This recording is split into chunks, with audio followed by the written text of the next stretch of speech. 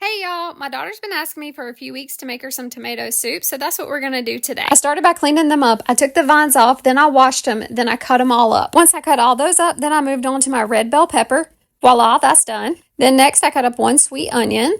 Cut the top off both the garlics because one's going to be for the soup and the other one's going to be for the garlic butter that's going to go on the grilled cheeses. Next I sprinkled a generous amount of avocado oil over everything. Then I added a good amount of salt and pepper. Then into the oven it goes at 400 for 40 to 45 minutes. When it's done, it should look something like this. Then you're going to add all that yummy goodness to a pot. Y'all know I'm using my cast iron. Then pop one of the garlic cloves inside of the pot so that we can blend it with everything else. Add some fresh basil, and now you're going to blend until it's smooth. Then I added 1 can of tomato paste, 1 tablespoon of sugar, 1 tablespoon of chicken bouillon, some cayenne pepper. Then you're going to give it one more good blend.